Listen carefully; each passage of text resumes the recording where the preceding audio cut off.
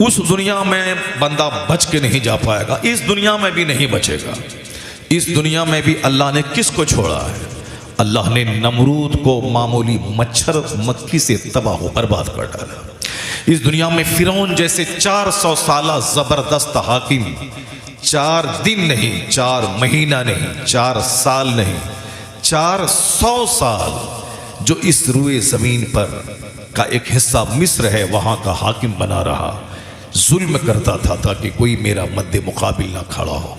اس کو کسی نجومی نے کہا تھا کہ ایک لڑکا پیدا ہوگا تیری سلطنت کو ہلا ڈالے گا۔ انہوں نے مارے غصے کے جتنے پیدا ہونے والے لڑکے تھے سب کو ذبح کرنا شروع کر دیا۔ نہ کوئی مرد بچے گا، نہ اس کی حکومت کے خلاف اس کو آنکھ دکھلائے گا۔ چنانچہ اللہ رب العزت جب اس کو تباہ کرنا چاہا تو اس کی عقل پہ پردہ ڈال کے اسی کے گھر میں جناب موسیٰ علیہ السلام کی پرورش فرما دی، اس کی تباہی کا انتظام فرمایا۔ 400 سال کی لمبی عمر دینے کے بعد اللہ نے اسے پانی میں ڈوبا کے تڑپا کے مار دیا۔ فرعون گھگیاتا رہا، کہتا رہا کہ اب میں ایمان لاتا ہوں۔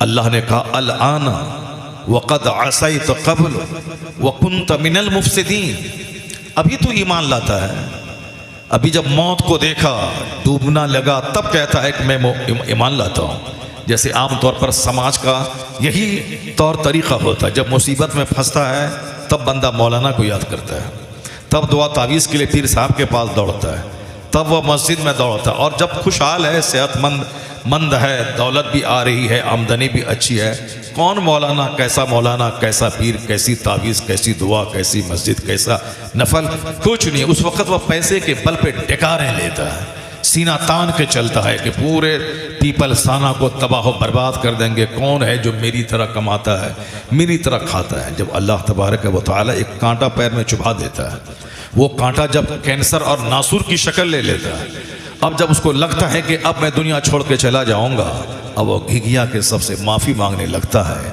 تب لوگ کہتے ہیں کہ بڑا چاہتا تھا کہ میں جو چاہوں گا سو کر لوں گا، اب تو پتہ چل گیا کہ بندوں کے چاہنے سے کچھ نہیں ہوتا ہے، وہی ہوتا ہے جو منظور خدا ہوتا ہے۔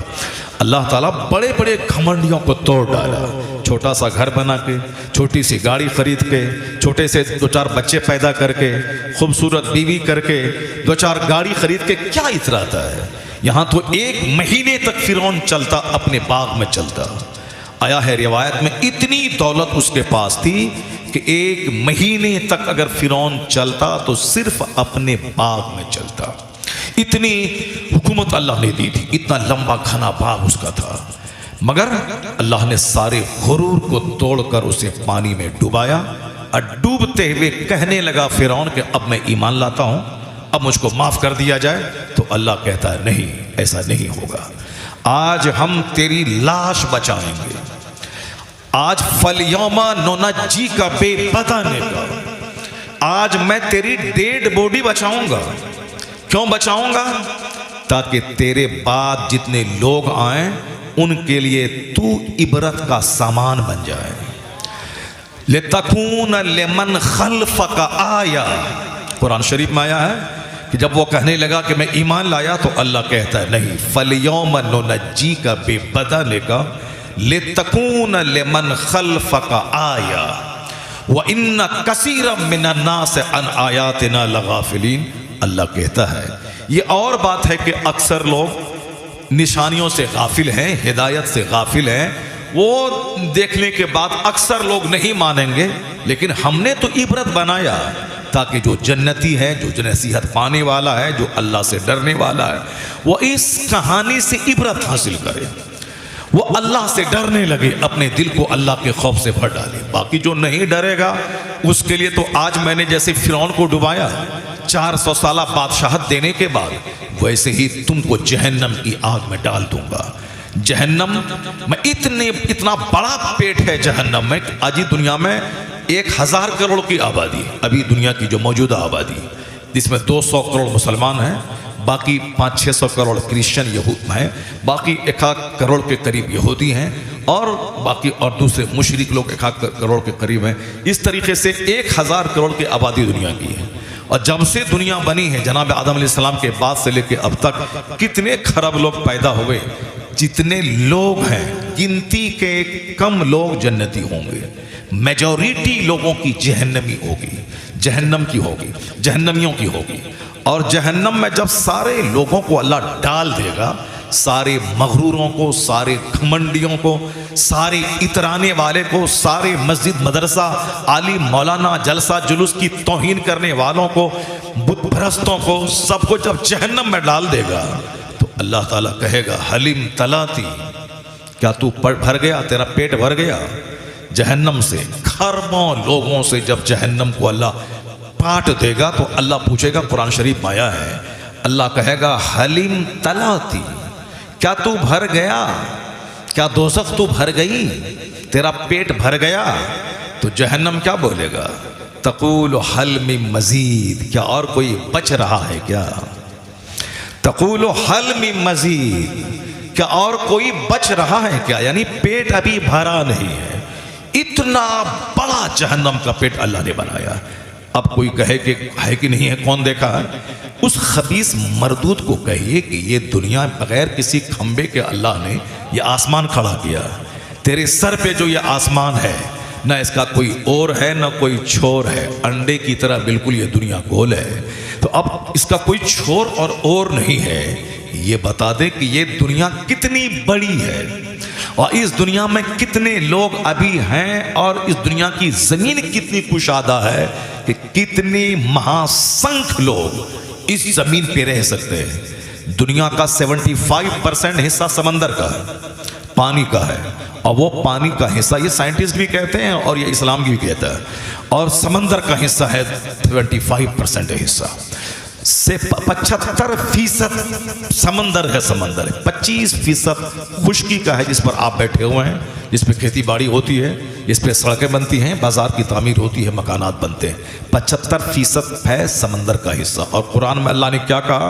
जब क़यामत आएगी तो हम समंदर को बहा देंगे। वैज़ल बिहार फुज्जिरत, जब ये समंदर के पानी को बहा दिया जाएगा। वैज़ल बिहार सुज्जिरत, जब उस समंदर के पानी में आग लगा दी जाएगी। समंदर के पानी को बहा के उसमें आग लगा दी जाएगी, पूरी दुनिया परपट मैदान हो जाएगी। और जितनी भी लोग इस जमीन के अंदर दफन हैं, सबको यह जमीन उठा के बाहर फेंक देगी। सबको यौम इज़िन तुहद्दिसु अख़बारहा, जिस दिन यह जमीन अपनी खबरें बताएंगी। वइज़ा ज़ुलज़िलतिल अर्दु ज़िलज़ालहा व अख़रजतिल अर्दु अस्क़ालहा, जमीन अपने बोझ को निकाल के बाहर फेंक देगी। उसके बाद फिर ये जमीन पे हिसाब व किताब होगा। समंदर 75% है और कितना बड़ा पेट होगा समंदर का? समंदर की तहें इतनी हैं कि कई हजार मीटर अंदर समंदर की गहराई है। वो टाइटैनिक जहाज जिसको देखने के लिए 4 खरबपति ब्रिटेन का जो जा रहे थे, और टाइटैनिक जहाज जो बहुत पहले डूबा था, उसका मलबा को देखने के लिए 2 करोड़ रुपया का टिकट लेकर ये 4 अरबपति उस पनडुब्बी में सवार होके नीचे जा रहे थे ताकि वहाँ उस मलबा, उस जहाज के मलबे को देखें। कितने गरीब, लाखों करोड़ों गरीब हैं, कैंसर से पीड़ित हैं, बीमार हैं, गरीब औरतें हैं जिनकी शादी नहीं हो रही है, वो सब नहीं। ये बताएं 4 अरबपति 2.5 करोड़ रुपए का टिकट लेकर के, अभी था ना 20 साल भर पहले जो वो लोग मरे अंदर जो समंदर में घुसे थे, वो टाइटैनिक जहाज का मलबा जो 100 साल पहले जो जहाज डूबा था, उस जहाज का मलबा आज तक समंदर के अंदर मौजूद था। वो मलबा धीरे धीरे बह रहा था। तो वैज्ञानिकों ने कहा कि मलबा अब कुछ साल के बाद ख़त्म हो जाएगा। ये खरबपति लोग उस पनडुब्बी को किराए पे लेके अंदर गए, तो बस अंदर ही जाके ऐसा फटा गुब्बारे की तरह अरबपति अपने बेटे के साथ वहीं लाश के टुकड़े टुकड़े हो गए। जहाज तो अपनी जगह रहा, यही लोग मर के समंदर के पानी में मिल गए। गोया पैसा दे के इन्होंने मौत खरीदी। अब मौत ने इसको वहां बुलाया जहां उसकी तकदीर में मौत लिखी थी। ये सारे वाकयात होते हैं मगर लोग उसको समझ नहीं पाते। समंदर तहबता समंदर है, तहबता है, एक लेयर इसका है, फिर उसके बाद दूसरा लेयर वाइट है, उसके बाद फिर एक लेयर है ब्लैक अंधेरा, फिर उसके बाद एक लेयर है। कुरान शरीफ में आया है कि समंदर तहबता है, तहबता अंधेरा है समंदर। آپ لوگوں کو میری بات شاید سننے میں عجیب سی لگ رہی ہوگی. عجیب تو نہیں لگ رہی آپ لوگوں کو؟ چونکہ پیپلز آنے میں تو مار دھاڑ والی تقریر لوگ سنتے ہیں. یہاں اٹھا پھٹک یہ وہ رگڑ گھس وہی سب سنا کرتے ہیں. تقریر وہ نہیں ہے جو رگڑ گھس ہو. تقریر وہ ہے جو دل میں خدا کی یاد پیدا کر دے. تقریر وہ ہے جو آنکھ سے آنسو کے قطرے لے آئے. تقریر وہ ہے جو اپنا مقصد حیات بتا دے. تقریر وہ ہے جو بدن میں اللہ کا ڈر پیدا کر دے. قرآن شریف میں یہی ساری باتیں، میں قرآن ہی تو پڑھ رہا ہوں، قرآن ہی تو پڑھ کے سنا رہا ہوں. تقریر اور یہی قرآن سرکار دو جہاں علیہ السلام پہ نازل ہوا، اور حضور نے ساری زندگی قرآن پاک کا درس لوگوں کو دیتے رہے، سمجھاتے رہے. اور قرآن پاک چھوڑ کے سرکار اپنی قبر انور میں آرام کر رہے ہیں، اور سارے غلاموں کو وہیں سے دیکھ رہے ہیں. دیکھتے ہیں کون قرآن پہ کتنا عمل کرتا ہے، کون فلم کے ہیرو کی نقل کرتا ہے، کون ایکٹر کی نقل کرتا ہے، کون کرکٹر کی نقل کرتا ہے، کون کسی چمار کی نقل کرتا ہے، کون کسی خبیثہ کی نقل کرتا ہے. تم کو جو من میں آئے کر لینا. حضور کی ایک حدیث ہر جمعہ کے دن خطبہ رضویہ میں تلاوت کی جاتی ہے. اعمل ما شئت، do what do you want, جو تیری طبیعت ماتا ہے کر. جلسہ سے اٹھ کے بھاگ جاؤ، مسجد میں شراب پیو، مولانا کی گردن میں چادر ڈال کے مار دو، اپنے باپ کی چھاتی پہ چڑھ کر کے 2-4 فائٹ مارو، اپنی ماں کو گھر سے نکال کے بھیج دو درگاہوں پہ بیٹھ کے بھیک مانگے. جو تیری طبیعت میں آتا ہے کر. کتنے دن تک زندہ رہو گے؟ 60 سال، 65 سال، 70 سال، 80 سال، 90 سال. یہ اللہ کے نزدیک 1 سیکنڈ ہے. اس کے بعد کیا کرو گے؟ اللہ کے رسول فرماتے ہیں اعمل ما شئت کما تدین تدان. البتہ یاد رکھنا جیسا کرے گا ویسا انجام بھگتنے کے لیے تیار رہنا. ہر جمعہ کے دن اس حدیث پاک کی تلاوت ہوتی. اعمل ما شئت. مگر ٹریجڈی یہ ہے کہ آج کل لوگ اپنے پیر کی بات کرتا ہے، قرآن کی بات نہیں کرتا ہے. آج کل لوگ اخبار کی بات کرتا ہے، قرآن کی بات نہیں کرتا ہے. اپنے پیر کی کرامت بیان کرتا ہے مگر قرآن شریف نہیں بیان کرتا ہے. اپنے پیر کے بال بچوں کی زندگی بیان کرتا ہے، مصطفیٰ کی زندگی بیان نہیں کرتا ہے. سرکار کے صحابہ کی زندگی بیان نہیں کرتا ہے. حضور نے کہا تھا اصحابی کالنجوم بأیہم اقتدیتم اہتدیتم. میرے صحابہ ستاروں کی طرح، جس کی تم پیروی کرو گے ہدایت پا جاؤ گے. تو صحابہ ستارے کی مثل ہے. جس کی پیروی کرو گے، جس کی زندگی کا مطالعہ کرو، جس کا تم فالو کرو گے، راہ راست پہ آ جاؤ گے. صحابہ کرام میں صدیق اکبر کی ذات لاجواب ہے. حضرت عمر فاروق اعظم کی ذات لاجواب ہے. جس صدیق اکبر کے بارے میں حضور نے کہا کہ صدیق کے مال نے مجھ کو اتنا نفع دیا جتنا کسی کے مال نے نفع نہیں دیا.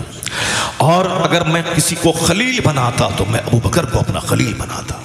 حضرت عمر کے بارے میں سرکار فرماتے ہیں اگر میرے بعد نبی کا آنا پاسبل ہوتا، اگرچہ میرے بعد کوئی نبی نہیں آئے گا، میں آخری پیغمبر بن کے آیا ہوں، لیکن اگر ان کیس اگر کوئی پیغمبر کا آنا سمبھو ہوتا تو عمر میرے بعد نبی ہوتے. اب آپ سمجھ سکتے ہیں کہ عمر کا علم، عمر کا تدبر کتنی زبردست ان کی حکمتیں تھیں. لیکن کچھ خبیثوں کے دماغ میں کیڑا ایسا کاٹتا ہے، وہ صدیق اکبر افضل البشر بعد الانبیاء ان کو گالی دیتے ہیں. حضرت عمر فاروق اعظم ان کے خلاف اول فال بکتے ہیں. حضرت عثمان غنی جو صاحب ہجرتین ہیں، جنہوں نے پہلی ہجرت حبشہ کی طرف کی، دوسری ہجرت مدینہ کی طرف کی، صاحب ہجرتین، مال ساری دولت چھوڑ کے اللہ کی راہ میں وطن چھوڑ کے چلا جاتا، اسے ایک ہجرت کہتے ہیں. عثمان غنی ڈبل ہجرت آپ نے کی. عثمان غنی کے نکاح میں سارے پیغمبروں کے سردار کی 2 بیٹیاں اس کے نکاح میں. ایک بیٹی نکاح میں تھی، ان کا انتقال ہو گیا. دوسری بیٹی آپ نے ان کے نکاح میں دیا، پہلے رقیہ کو دیا، پھر ام کلثوم کو دیا. دونوں کا انتقال ہو گیا. تو حضور نے کیا کہا؟ اے عثمان، اگر میرے پاس 40 بیٹیاں ہوتی تو ایک ایک کر کے سب تمہاری نکاح میں دے دیتا. کتنا اعتماد تھا پیغمبر اعظم علیہ السلام کو حضرت عثمان غنی پہ. مگر خبیثوں مردودوں کی کمی نہیں ہے اس دنیا میں. اس دنیا میں اللہ کے منکروں کی، مصطفیٰ کی توہین کرنے والوں کی، مصطفیٰ کے صحابہ کو گالی دینے والوں کی کمی نہیں. اس لیے میں نے کہا نا کہ جنت میں مشکل سے تھوڑے لوگ جائیں گے، اور جہنم کا پیٹ اتنا بڑا بنایا ہے کہ نہ امریکہ کا پریزیڈنٹ سے جہنم بھرے گا، نہ ہندوستان کے کسی منتری سے جہنم کا پیٹ بھرے گا، نہ دنیا کے شریروں، شرابیوں، پاپیوں، جواریوں، سودخوروں، حرام خوروں، ماں باپ کے نافرمانوں اور جوا بازوں سے جہنم بھرے گا۔ اتنا بڑا پیٹ ہے چونکہ دنیا شریروں سے بھری ہوئی ہے۔ نبی جب بھی کسی قوم میں آتے تھے لوگ ان کا مذاق اڑاتے تھے۔ ہم لوگ تو چلو کھانا کھاتے ہیں اس لیے میری بات میں اثر نہیں رہا، ہم لوگ لفاف لیتے ہیں اس لیے چلو میری بات میں اثر نہیں رہا، مگر انبیاء کرام جو اس دنیا میں آتے تھے وہ لوگوں سے تبلیغ دین کے بدلے میں کھانا تک نہیں مانگتے تھے، تبلیغ دین کے بدلے میں نذرانہ تک نہیں لیتے تھے۔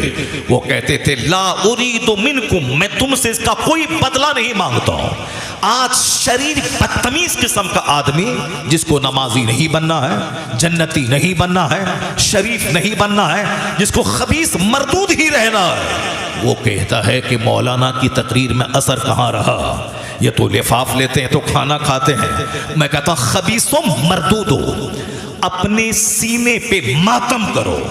آسمان سے پانی گرتا ہے، زرخیز زمین اس پانی کو جذب کر کے شاندار فصل اگاتی ہے، اور وہی پانی پتھر پہ پڑتا ہے، اب پانی ڈھلک کے نیچے گر جاتا ہے، پتھر سوکھا کا سوکھا رہتا ہے۔ قصور پانی کا نہیں ہے، قصور اس پتھر کا ہے جس پتھر میں وہ پانی جذب نہیں ہوتا ہے۔ وہی پانی زمین پہ پڑا، نرم زمین، شاندار گیہوں، گنا، چاول، ساری فصلیں لہلہا اٹھتی ہیں، مگر وہی پتھر ہے سوکھا کا سوکھا رہتا ہے۔ یہ خبیث مردود اپنی شرارت پہ پردہ ڈالنے کے لیے کیا کہتا ہے، مولانا لوگوں میں کی باتوں میں اثر نہیں رہا، یہ کھانا کھاتے ہیں مرغ مسلم اور یہ لفاف لیتے ہیں تو کیسے اثر ہوگا؟ میں نے کہا خبیثوں، یہ ہدایت کے لیے اللہ نے پیغمبروں کو بھیجا تھا، اور وہ پیغمبر کھانا تک نہیں مانگتے تھے تقریر کے بدلے میں، وہ پیغمبر لفاف نہیں مانگتے تھے تقریر کے بدلے میں، مگر لوگوں نے جواب میں کیا کہا ان سے، تم تو ہلکی بات کہتے ہو۔ ان لوگوں نے خطرناک بات کہہ دی۔ کیا خطرناک بات کہہ دی؟ ان لوگوں نے، شریروں نے، کافروں نے، مشرکوں نے پیغمبروں کو گالی دیا، ان کے اوپر میں دھول ڈالا، ان کے اوپر پتھر کی بارش کی، اور کسی کافر سے نہیں رہا گیا تو پیغمبر کے گھر میں آگ لگا دی، کسی اور کافر سے نہیں رہا گیا تو آرے سے چیر دیا۔ جناب زکریا علیہ السلام کو آرے سے چیر دیا گیا، کس کے بدلے میں؟ وہ اللہ کا پیغام پہنچاتے تھے۔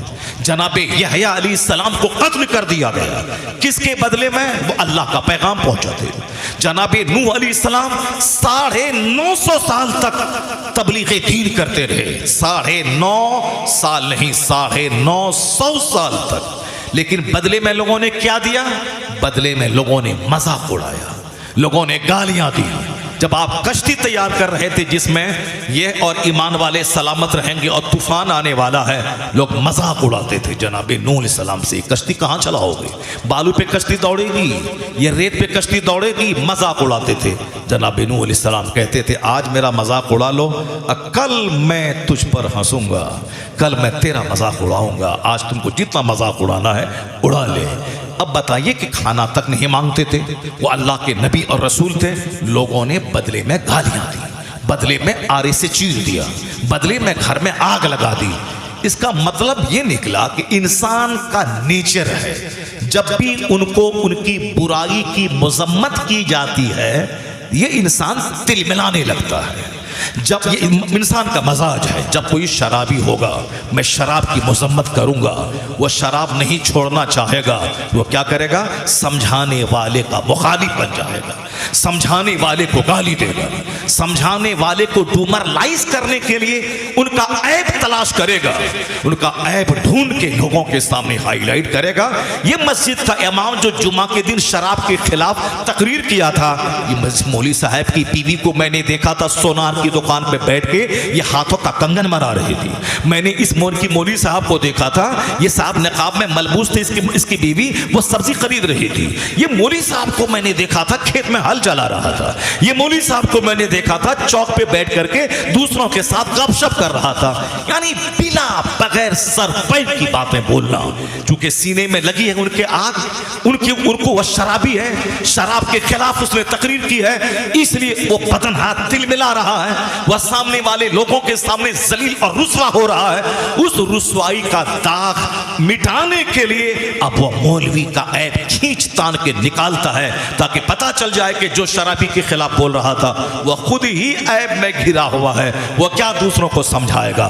یہ شیطان کا طریقہ ہے کہ سمجھانے والے کا مخالف کر دینا، سمجھانے والے کے خلاف غصہ دلا دینا، سمجھانے والے کو اس میں ڈیمیرٹ تلاش کے نکالنا۔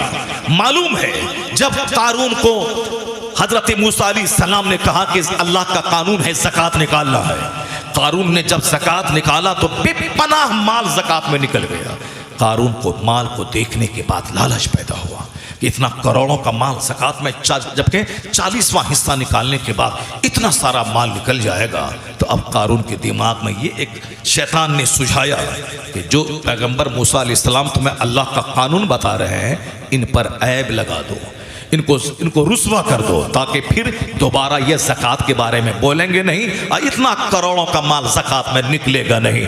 تو انہوں نے خریدا ایک فاحشہ عورت کو، ہم میٹنگ کریں گے، بنی اسرائیل کو جمع کریں گے اور اس بنی اسرائیل کے محفل میں جناب موسیٰ علیہ السلام کو بلائیں گے، وہ ہم کو سمجھانے کے لیے بولیں گے اور تم کھڑی ہو کے پورے بھرے مجمع میں کہہ دینا کہ یہ جو سب کو سمجھا رہا ہے اس نے میرے ساتھ بدکاری کیا ہے، تو تم کو اس کے بدلے میں ڈھیر سارا مال اور پیسہ دیں گے۔ میں سماج کا مزاج بتا رہا ہوں، میں سماج کے حالات پہ ایک تنقید کر رہا ہوں۔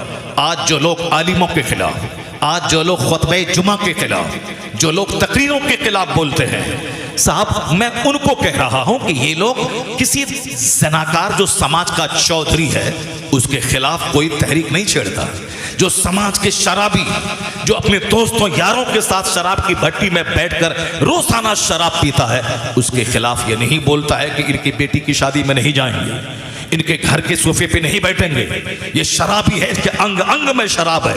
جبکہ حدیث میں آیا ہے کہ ایک بوند شراب اگر کسی کے بدن میں داخل ہو جائے تو اس کی کوئی دعا قبول نہیں، کوئی نیک عمل قبول نہیں ہوتا، اگر اسی حالت میں مر جائے تو اس پر جنت کی خوشبو حرام ہو جاتی ہے، اسی حالت میں اگر وہ مر جائے جنت کی خوشبو حرام ہو جاتی ہے۔ لیکن نانی مرے کسی کی جو اس شرابی کے خلاف بولے میں اس کے گھر میں نہیں جاؤں گا، میں اس کے صوفہ پہ نہیں بیٹھوں گا، میں اس کی بیٹی کی شادی میں شریک نہیں ہوں گا، نہیں، چونکہ وہاں ڈر ہے، وہ شرابی پردھان ہے، وہ شرابی گاؤں کا وارڈ کمشنر ہے، وہ شرابی گاؤں کا ارب پتی ہے، وہ شرابی گاؤں کا زمیندار ہے، مگر یہ مسجد کا مولوی صاحب یہ تو 10,000 کمانے والا غریب مولوی ہے، یہ اگر کچھ بولا شراب کے خلاف، زنا کے خلاف، سود کے خلاف صاحب، تو اب ان کے خلاف طرح طرح کے عیب، ہر چائے کی دکان پہ عیب نکالے جاتے ہیں۔ جو عیب کا پتلا ہے اس کے خلاف نہیں بولتا، کیوں؟